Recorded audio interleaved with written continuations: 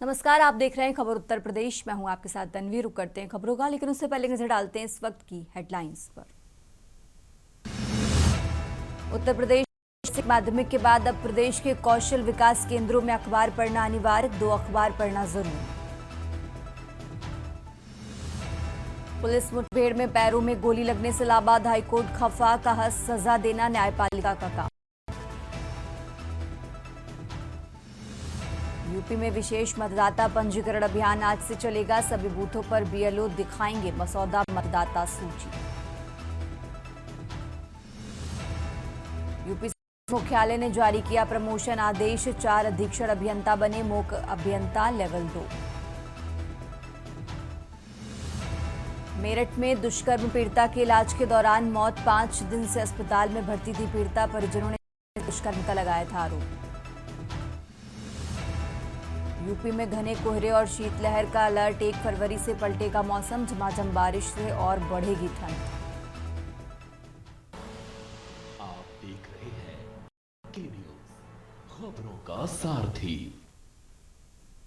और अब रुक करते हैं खबरों का, और खबर उत्तर प्रदेश की शुरुआत करेंगे लखनऊ की खबर से। लखनऊ से खबर आपको बता रहे हैं, सिंचाई मुख्यालय ने जारी किया प्रमोशन आदेश, तो अधीक्षण अभियंता बने चीफ इंजीनियर, 4 अधीक्षण अभियंता बने मुख्य अभियंता लेवल 2। लखनऊ से खबर आपको बता रहे हैं, जहां यूपी सिंचाई मुख्यालय ने प्रमोशन का आदेश जारी किया है। प्रमोशन आदेश जारी किया लखनऊ, खबर आपको बता रहे हैं, सिंचाई मुख्यालय ने जारी किया प्रमोशन आदेश।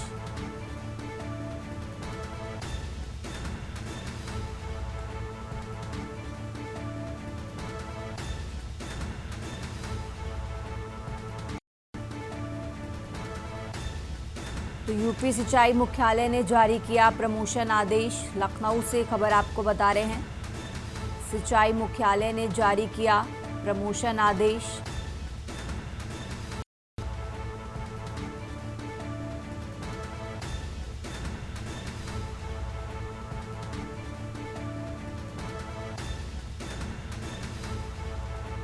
यूपी सिंचाई मुख्यालय ने जारी किया प्रमोशन आदेश।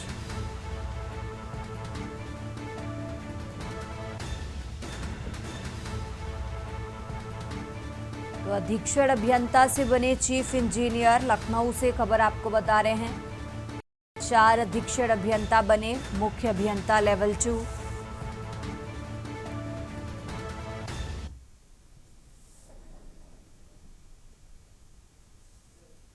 और अब खबर बलिया से है, जहां यूजीसी को छात्रों और युवाओं का विरोध अब तेज होता जा रहा है।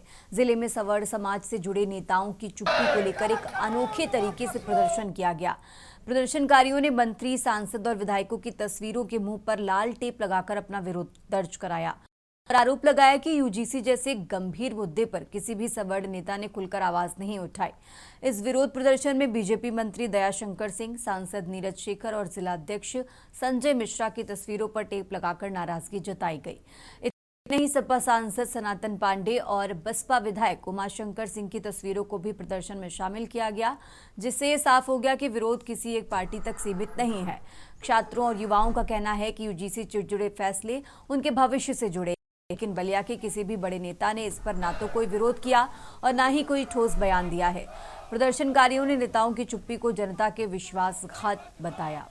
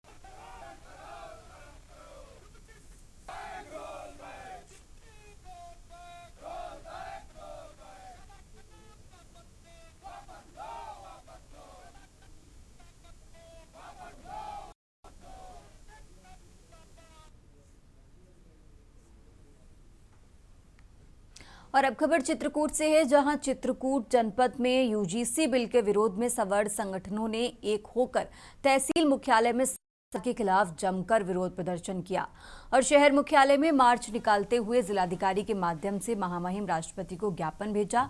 यूजीसी बिल वापस लेने की मांग की। आपको बता दें कि यूजीसी के नए नियम को लेकर पूरे देश में सवर्ण समाज के लोग यूजीसी बिल वापस लेने की मांग लेकर विरोध प्रदर्शन कर रहे हैं, जिसको लेकर चित्रकूट जनपद में भी सवर्ण संगठनों के सैकड़ों लोगों ने पटेल चौराहे में एकत्र होकर यूजीसी बिल वापस लेने की मांग को लेकर शहर मुख्यालय में विरोध मार्च निकालते हुए तहसील मुख्यालय पहुंचे, जहां सरकार के खिलाफ नारेबाजी कर जिलाधिकारी के माध्यम से महामहिम राष्ट्रपति को ज्ञापन भेजकर यूजीसी बिल वापस लेने की मांग की गई।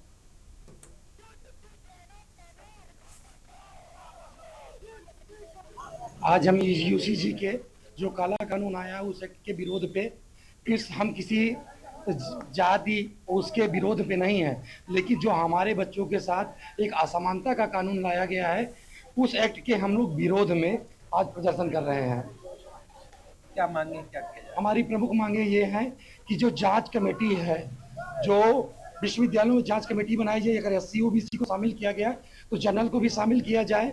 एक ही विषय को लेकर के सवर्ण समाज का ये आंदोलन जो आज निकाला गया, तो ये सिर्फ यूजीसी बिल को लेकर के है। यूजीसी हमारा सर्व समाज आहत है और बहुत ही दुखद है। हमने ये दिन नहीं सोचे थे कि हम सत्ता में सरकार ला करके अपने ही पैरों पर कुल्हाड़ी मार रहे हैं। इसलिए मैं चित्रकूट की धरा से माननीय मोदी जी से निवेदन कर रही हूँ कि सवर्ण समाज को भी जीने का अधिकार दिया जाए। और रुक करते हैं अगली खबर। प्रदेश के उप मुख्यमंत्री ब्रजेश पाठक अपने एक दिवसीय दौरे पर रायबरेली पहुंचे। इस अवसर पर उन्होंने एम्स रायबरेली में 7वें international conference on tobacco and health के उद्घाटन कार्यक्रम में मुख्य अतिथि के तौर पर शिरकत की। डिप्टी सीएम ब्रजेश पाठक ने कार्यक्रम का शुभारंभ करते हुए तंबाकू से होने वाली बीमारियों पर चिंता जताई और इससे बचाव के लिए जागरूकता फैलाने पर जोर दिया। उन्होंने कहा कि तंबाकू सेवन न केवल व्यक्ति के स्वास्थ्य को नुकसान पहुंचाता है, बल्कि पूरे समाज पर एक नकारात्मक प्रभाव डालता है।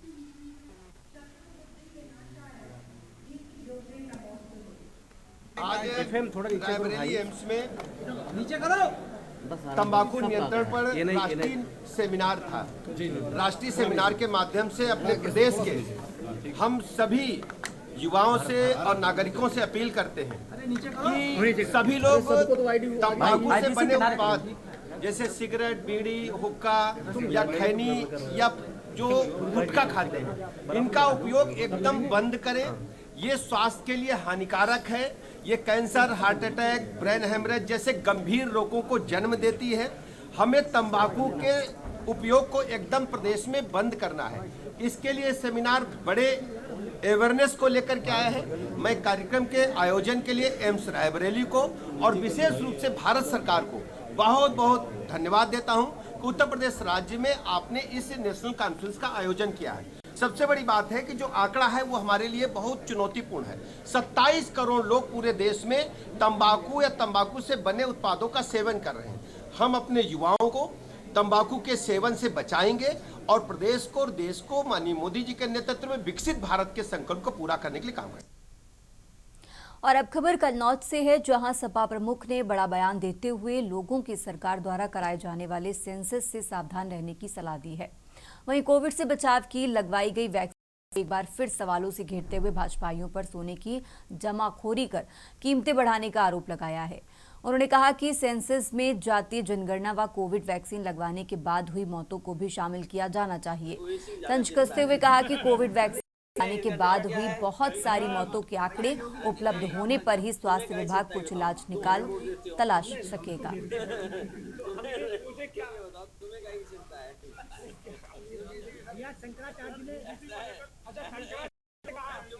ये हमें खुद वोट देता है।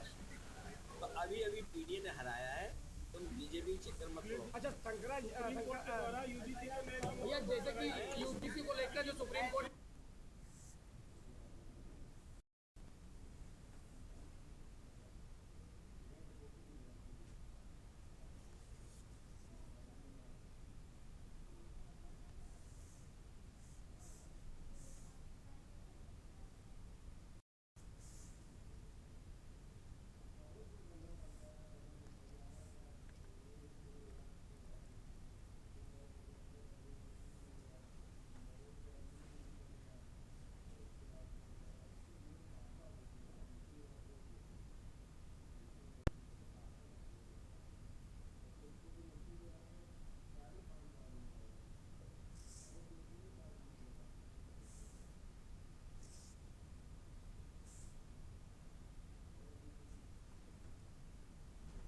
और अब खबर महोबा से है, जहां दिन बीतने के साथ विधानसभा चुनाव सिर पर आ जाने की वजह से जनप्रतिनिधियों की बेचैनी बढ़ती जा रही है। इसी के चलते जहां प्रदेश सरकार के वरिष्ठ कैबिनेट मंत्री स्वतंत्र देव सिंह से क्षेत्रीय जनता से आमना सामना होते ही भाजपा विधायक ब्रजभूषण राजपूत उर्फ गुड्डू राजपूत का गुस्सा फूट पड़ा। उन्होंने विधानसभा क्षेत्र के तकरीबन 1 सैकड़ा ग्राम प्रधानों की मौजूदगी के बीच में कैबिनेट मंत्री का रास्ता ही नहीं रोका, बल्कि क्षतिग्रस्त मार्गों व पेयजल संकट को लेकर जमकर भड़ास निकाली। बताया जा रहा है कि विधायक लंबे समय से इस प्रमुख क्षेत्रीय समस्या के समाधान के लिए संबंधित जिम्मेदारों सहित मंत्री अवगत करा चुके थे। इसके बावजूद अब तक ना कोई समाधान सुधार जमीन पर उतर सका, जिससे चुनावी साल शुरू होने के साथ जनता के बीच सवालों के जवाब देना विधायक के लिए मुश्किल गुजर रहा है।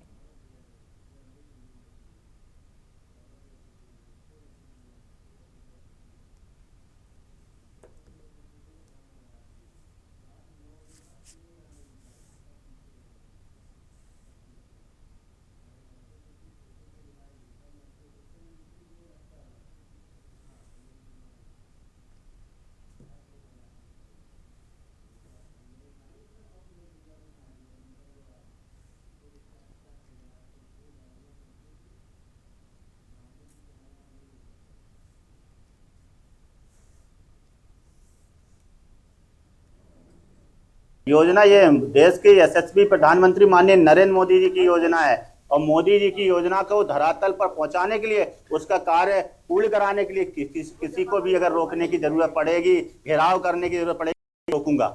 ये जनता की समस्या का समाधान करने के लिए मुझे जनता ने चुना है, पार्टी ने मुझे टिकट दिया, जनता की सेवा करने के लिए टिकट दिया और जनता की सेवा करने के लिए अगर किसी को भी रोकना पड़े, धरना देना पड़े तो ये मेरा कर्तव्य है और मैं अपने कर्तव्य से पीछे नहीं हटूंगा। नहीं, ये लगातार हम लोग पत्राचार कर रहे हैं। नमामि गंगे की योजना लगभग 6 साल से चल रही है और अभी तक कार्य पूर्ण नहीं हुए हैं। गांव में सड़कें खोदी पड़ी हैं, जो पाइपलाइन डाली हैं उनमें लीकेज है, जल भराव है, टंकियां हैं, ऐसी तमाम समस्याएं हैं जिसको लेकर आज हम लोगों ने मंत्री जी को अवगत कराया है। क्या आश्वासन मिला? आश्वासन उन्होंने 20 दिन का समय मांगा है। 20 दिन के अंदर उन्होंने कहा है कि सारे गाँव दुरुस्त होने चाहिए, ठीक होने चाहिए, कार्य पूर्ण होने। आपकी बात सही है। अभी ये तो मंत्री जी से पूछिएगा, वो अपनी बात पर कितना खरा उतरेंगे। अभी उन्होंने कहा था कि मैं भी चलता हूँ गुड्डू भैया, मैं अभी चलता हूँ, अभी आपके साथ चलता हूँ, गांव का अधिकारी का निरीक्षण करता हूँ, गांव में कमी पाएगी अभी सस्पेंड करता हूँ, मगर वो नहीं गए। अब उन्होंने 20 दिन का समय लिया है। अब वो काम करते हैं कि नहीं करते, वो उनकी कार्यशैली पर निर्भर करेगा। अगर वो करेंगे तो अच्छी बात है, नहीं करेंगे तो हम छोड़ेंगे नहीं।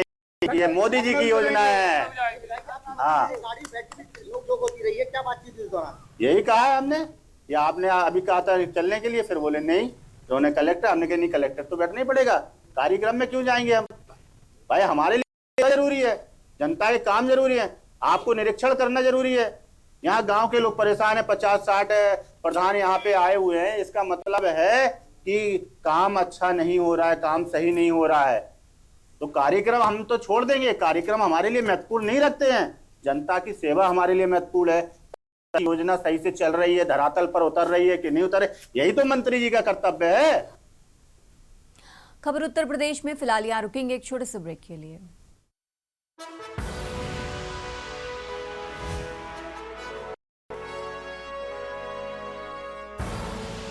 आप देख रहे हैं के न्यूज, खबरों का सारथी। ब्रेक से वापस रुक करते हैं खबरों का। धार्मिक नगरी मथुरा में आज सुबह उस समय सनसनी फैल गई जब एक स्टैंड के पास एक युवक ने सरेराह हाई वोल्टेज ड्रामा शुरू कर दिया। युवक नग्न अवस्था में करीब 2 घंटे तक सड़क पर हंगामा करता रहा, जिससे इलाके में अफरा तफरी और राहगीरों को भारी भीड़ जमा हो गई। घटना की सूचना मिलते ही गोवर्धन थाना पुलिस आनन फानन में मौके पर पहुंची और पुलिसकर्मियों ने युवक को शांत करने और उसे ढकने का प्रयास किया, लेकिन युवक लगातार उत्तेजित होकर हंगामा करता रहा।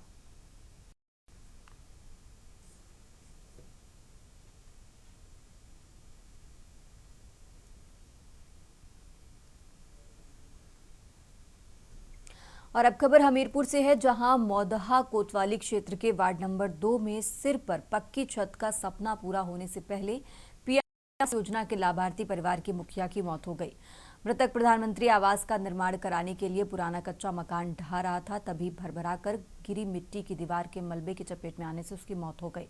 परिजन ग्रामीणों के सहयोग से उसे मलबे से बाहर निकालकर उसे नजदीकी अस्पताल लेकर पहुंचे, जहां इलाज के दौरान डॉक्टरों ने उसे मृत घोषित कर दिया। कुछ नहीं, मतलब खड़े थे यहीं पे, सारी गिरा रहे थे हम दीवार, तो अपना मतलब आज बस खड़े थे तो अचानक दीवार गिर गई उनको। तो यहाँ काम चल रहा था क्या? काम नहीं चल रहा था, अब जैसे इतना खुदा उधर, ठीक है, अब वो खड़े थे, मतलब वो कुछ लकड़ी निकालने गए थे, लकड़ी रखी थी ना उधर, तो निकालने गए, जैसे वो गए हैं वैसे एकदम से दीवार मतलब उन्हीं के ऊपर अचानक गिर गई? हाँ, अचानक गिर गई। कितने बच्चे हैं इनके? हम 2 भाई हैं, 4 बहन हैं। सबकी शादी हो गई? हाँ, सबकी शादी हो गई। क्या करते थे? कौन? ये हमारे पापा वही खेती किसानी, हमारी खेती मतलब है ना, तो अपना गांव से अपना खेती किसानी करते थे। यहाँ तो अपना कुछ है अपना जो मिल गया काम, मजदूर आदमी थे भाई। और अब खबर बुलंदशहर से है, जहां बुलंदशहर खुर्जा स्थित गांधी रोड पर आयोजित हिंदू रक्षा दल के कार्यक्रम में शिरकत करने पहुंचे संगठन के राष्ट्रीय अध्यक्ष चौधरी ने अपने तीखे और विवादित बयानों से सियासी गलियारों में हलचल पैदा कर दी है। कार्यक्रम में मुख्य अतिथि के तौर पर पहुंचे चौधरी ने तलवार बांटने से लेकर यूजीसी बिल तक खुलकर अपनी बात रखी। कार्यक्रम के दौरान तलवार बांटने के सवाल पर चौधरी ने बेहद विवादित टिप्पणी की। उन्होंने एक विशेष समुदाय को निशाना बनाते हुए कहा कि जब पागल कुत्तों का झुंड अपने परिवार को मारना और काटना चाहता है तो हमारे पास ऐसा शस्त्र जरूर होना चाहिए जिससे कोई भी जिहादी हमला ना कर सके। ये उद्देश्य ये है अपने सभी हिंदू परिवारों को संगठित करना, युवाओं को हिंदुत्व के प्रति जागरूक करना, और जिस तरीके से हमारी बहन बेटियों को लव जिहाद में फंसा रहे हैं जिहादी, अपनी बहन बेटियों को किसी भी रूप में बचाना। हम अपनी बहन बेटियों के लिए जो है संघर्ष कर रहे हैं और ताकत के साथ सभी हिंदू परिवारों को संगठित कर रहे हैं। जातियों में ना बटे हमारे परिवार, इसके लिए हम बहुत अहम भूमिका निभा रहे हैं अपने हिंदू परिवारों को। और अब खबर बिजनौर से है, जहां बिजनौर के बुखारा चुंगी के पास गुरु रविदास स्मृति द्वार का उद्घाटन किया गया। सदर भाजपा विधायक सूची मौसम चौधरी के पति भारतीय जनता पार्टी के वरिष्ठ नेता ऐश्वर्या मौसम चौधरी ने इसका लोकार्पण किया। इस अवसर पर गुरु रविदास मंदिर में एक जनसभा का आयोजन किया गया, जिसमें बड़ी संख्या में भाजपा कार्यकर्ता, पदाधिकारी और स्थानीय लोग शामिल हुए।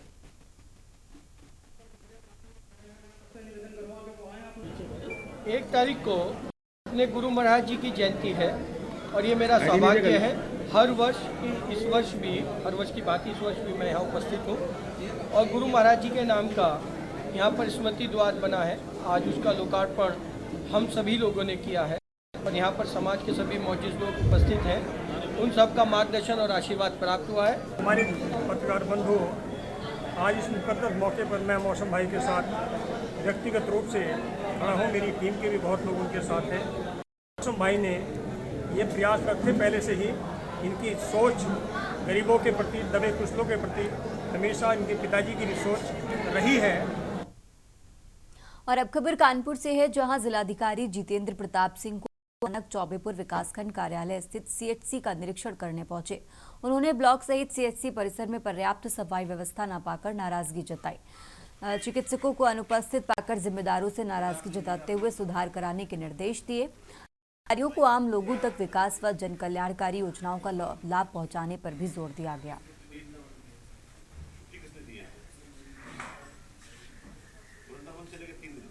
के द्वारा निर्देश दिए गए हैं कि जो सभी हमारे विकास हैं, जो सामुदायिक चिकित्सा केंद्र हैं, अन्य कार्यालय हैं, उनका समय समय पर निरीक्षण होता रहे।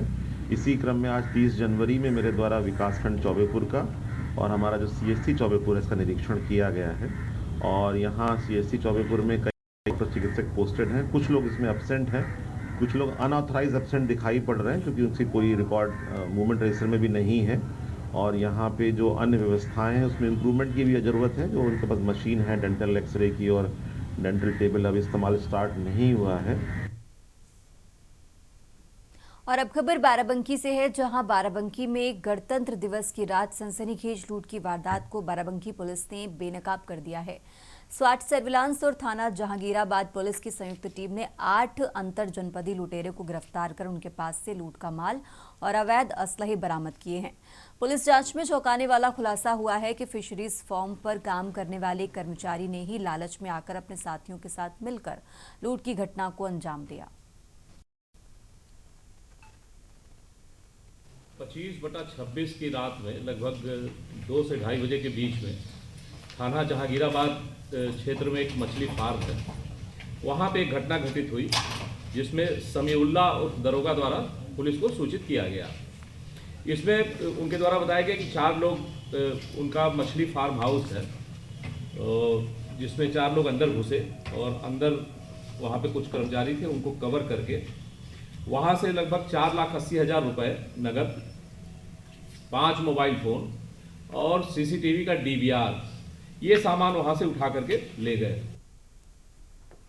रुक करते हैं अगली खबर का। उत्तर प्रदेश के मुख्यमंत्री योगी आदित्यनाथ की मंशा के भगवान श्री राम की तपोभूमि चित्रकूट को अयोध्या और काशी की तर्ज पर विकसित करने की दिशा में काम तेज हो गए हैं। जिलाधिकारी पुलकित गर्ग ने चित्रकूट के चेयरमैन नरेंद्र गुप्ता के साथ मराठा कालीन ऐतिहासिक किला, बस स्टैंड और कचरा आदि का भ्रमण कर चित्रकूट को हाईटेक सिटी बनाने की रूपरेखा तय कर ली है।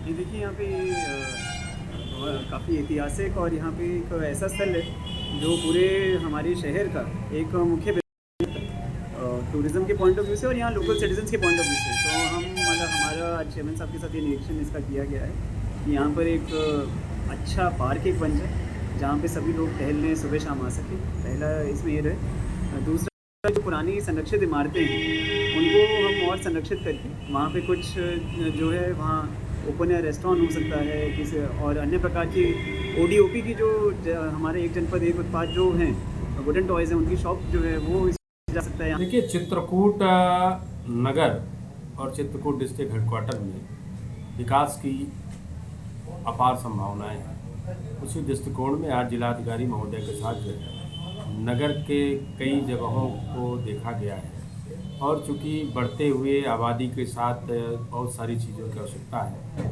और चूँकि चित्रकूट टूरिस्ट प्लेस भी है, यहाँ पर बहुत सारी चीज़ों की आवश्यकता है। इसी तात्पर्य में आज हम लोगों ने नगर के 4-5 जगहों का निरीक्षण किया। उत्तर प्रदेश की खबरों में फिलहाल इतना ही। आप देखते रहिए के न्यूज़ इंडिया।